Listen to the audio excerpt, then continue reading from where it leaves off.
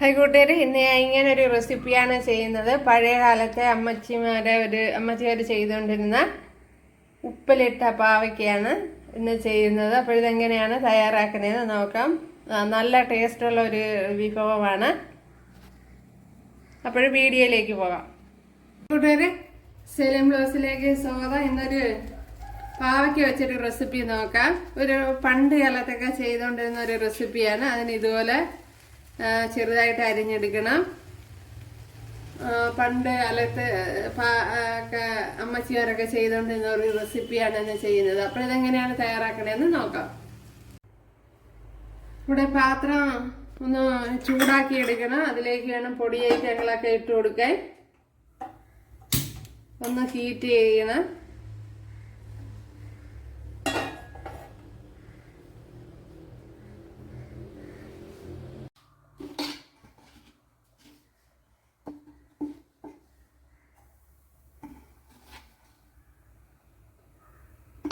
പിന്നെ ഇപ്പോൾ പാത്രം ചൂടായിട്ടുണ്ട്. ഞാൻ തീ ഓഫ് ചെയ്തിട്ടുണ്ട്, അല്ലെങ്കിൽ കരിഞ്ഞു പിടിക്കും. ഒന്നാമത് സ്റ്റീൽ പാത്രം ആയതുകൊണ്ട് പെട്ടെന്ന് കരിഞ്ഞു പിടിക്കും. അപ്പോൾ 1 ടേബിൾ സ്പൂൺ മല്ലിപ്പൊടിയാണ് ഇട്ട് കൊടുത്തത്. ഇതിലേക്ക് കുറച്ചുകൂടി വേണമെങ്കിൽ ഇട്ട് കൊടുക്കാം. അപ്പോൾ 1.5 ടേബിൾ സ്പൂൺ. ഞാൻ ഇട്ടത് ടീസ്പൂൺ ആണെങ്കിലും ടേബിൾ സ്പൂണിന്റെ കണക്കിനെ വരുള്ളൂ. 1.5 ടേബിൾ സ്പൂൺ വരും. അതിന്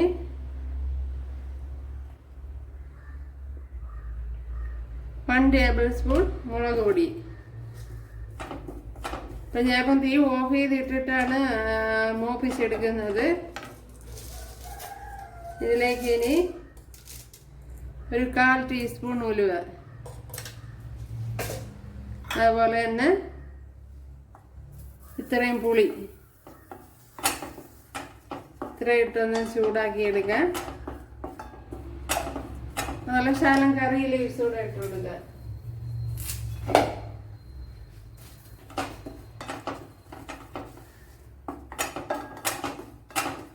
ഇത് തന്നെ മതി.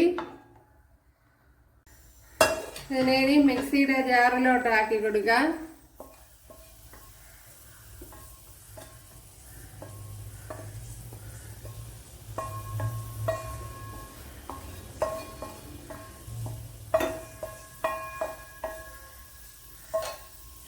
ഇതിനെ ഒന്ന് പേസ്റ്റായിട്ട് ഒന്ന് അടിച്ചെടുക്കണം. കണ്ടല്ലോ, ഞാൻ ഒട്ടും വെള്ളമൊന്നും ഒഴിക്കാതെ ഇതുപോലെയാണ് പുളിയും മുളക് പൊടിയും മല്ലിപ്പൊടിയും എല്ലാം കൂടെ അടിച്ചെടുത്തുകൊണ്ട് വന്നത്. അപ്പോൾ ഇതുപോലെ ശരിയാക്കി എടുക്കണം. 1 ടേബിൾ സ്പൂൺ വെളിച്ചെണ്ണ ഒഴിച്ചു കൊടുത്തിട്ടുണ്ട്. ഇനി ഒരു 6-7 വെളുത്തുള്ളി, ഒരു ചെറിയ പീസ് ഇഞ്ചി, രണ്ടല്ല ചെറിയ പീസ് ഇഞ്ചി ഇത്ര ഇട്ട് കൊടുക്കാം.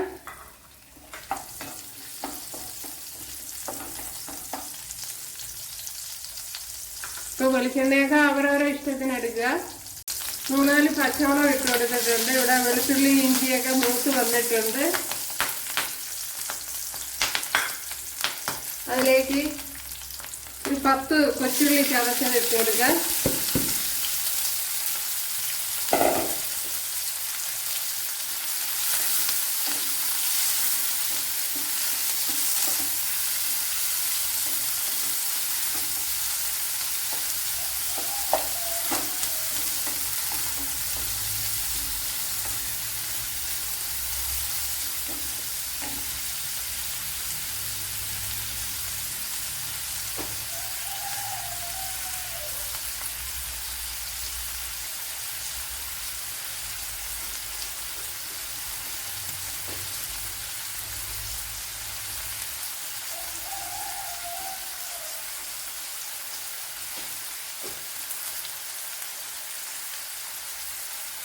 അതുപോലെ കറി ലീവ്സ് ഇട്ട് കൊടുക്കുക.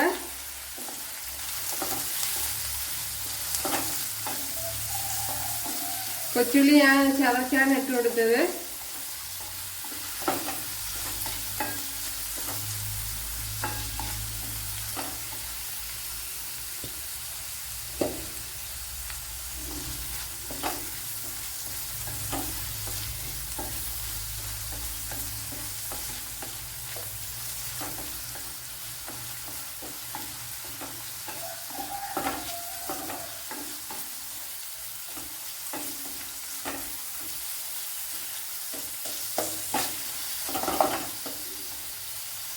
നമ്മുടെ കൊച്ചുള്ളിയൊക്കെ ഇവിടെ വഴണ്ട് വന്നിട്ടുണ്ട്. അതിലേക്ക് ഇനി ഈ പാവയ്ക്ക ഇട്ട് കൊടുക്കാം.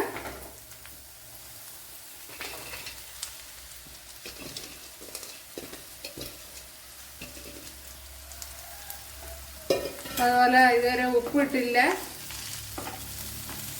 ഉപ്പും ഇട്ട് കൊടുക്കണം.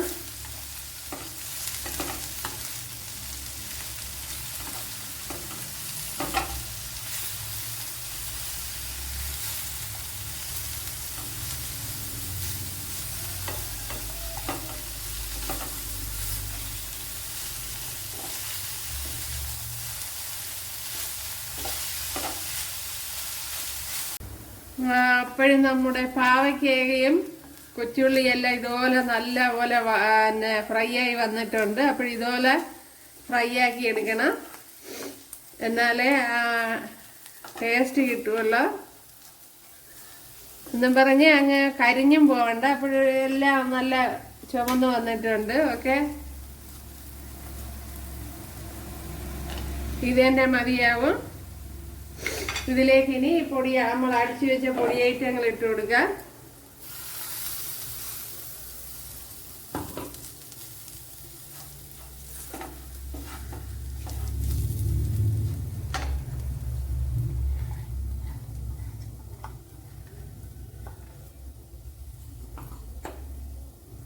ഇനി കുറച്ച് കായം ഇട്ട് കൊടുക്കാം.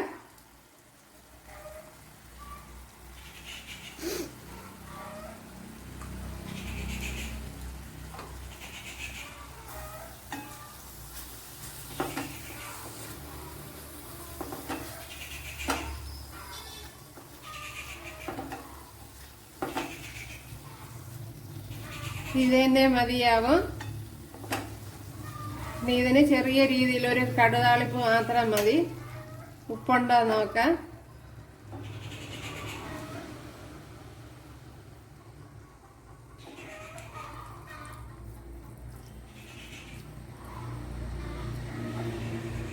ഉപ്പൊക്കെ കണക്കിനുണ്ട്.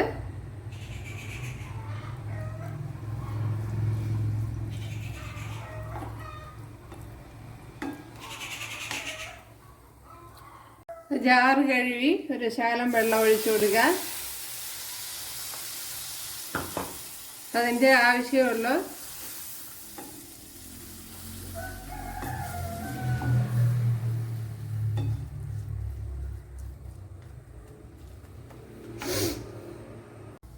ഇവിടെ ഒരു 1 ടീസ്പൂൺ വെളിച്ചെണ്ണ ഒഴിച്ചു കൊടുത്തിട്ടുണ്ട്. അപ്പോൾ ഓയിൽ നേരത്തെ ആവശ്യത്തിന് ഒഴിച്ചു കൊടുത്തിട്ടുണ്ട്. അതുകൊണ്ട് ഇപ്പോൾ ഞാൻ കുറച്ചാണ് എടുത്തത്. ഇനി ഇതിലേക്ക് കടുക് ഇട്ട് കൊടുക്കുക. ഇതിലേക്ക് വറ്റൽമുളക് ഇട്ട് കൊടുക്കുക. ഇവിടെ കടുക് പൊട്ടിയിട്ടുണ്ട്. വറ്റൽമുളക് ഇട്ട് കൊടുക്കുക. ഇനി കറി ലീവ്സ് കൂടെ ഇട്ട് കൊടുക്കുക.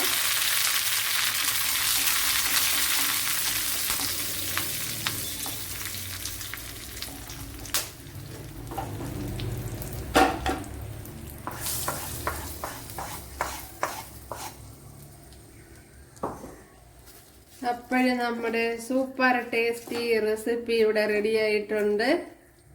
ഇതാണ് ഉപ്പിലിട്ട പാവയ്ക്ക. ഇത് പണ്ട് കാലത്തുള്ളവർ ചെയ്തിരുന്ന ഒരു റെസിപ്പിയാണ്. ഉണ്ടല്ലേ, നല്ല മണം വരുന്നുണ്ട്, നല്ല ടേസ്റ്റും ഉണ്ട്. അപ്പോഴും ഒരുപാട് കൊച്ചുള്ളി ഒരുപാട് കരിഞ്ഞു പോവാതെ ശ്രദ്ധിക്കണം. അപ്പോഴെല്ലാവരും ചെയ്ത് നോക്കുക.